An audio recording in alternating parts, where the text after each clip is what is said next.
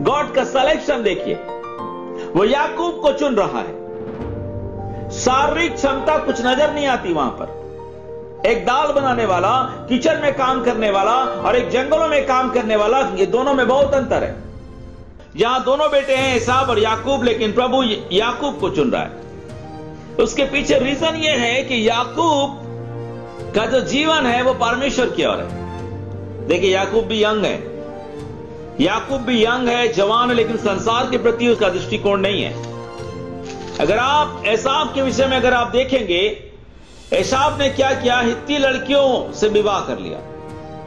हित्ती जिनके लिए परमेश्वर ने मना किया इस जाति के पास जाना नहीं, और ऐसी लड़कियों से अगर एसाव ने शादी किया, इसका मतलब यह है उसका उनके बीच में जाना और उठना बैठना था।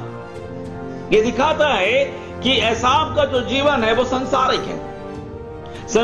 है, इसलिए वो सांसारिक गतिविधियों में शामिल है, इसलिए हित्तियों के बीच में हो जाता है।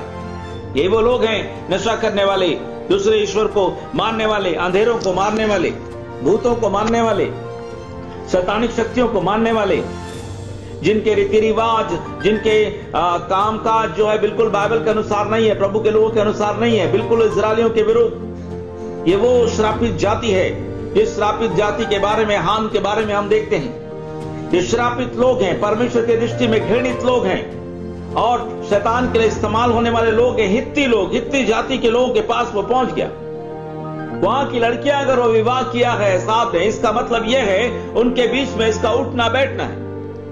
तो बाइबल इस बात को बहुत क्लियर रिबिका ने पकड़ लिया था। रिबिका एक आत्मिक लेडी है, एक स्पिरिचुअल लेडी है, और पवित्र आत्मा रिबिका के जीवन में काम कर रहा है।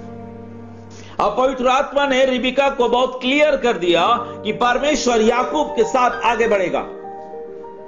ये तेरा कमजोर बच्चा जो दाल बना रहा है, तेरा कमजोर बच्चा जो कभी जंगलों की तरफ नहीं निकला, इसे भागना पड़ेगा, ऐसे जंगलों में रहना पड़ेगा, इसे गुलामी में जाना पड़ेगा, क्योंकि यही परमेश्वर का चुना हुआ पात्र है।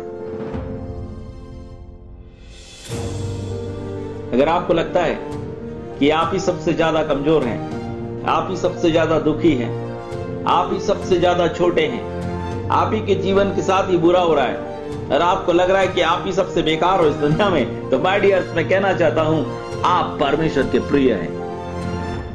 गॉड ने हमेशा खोटे सिक्के को उठाया।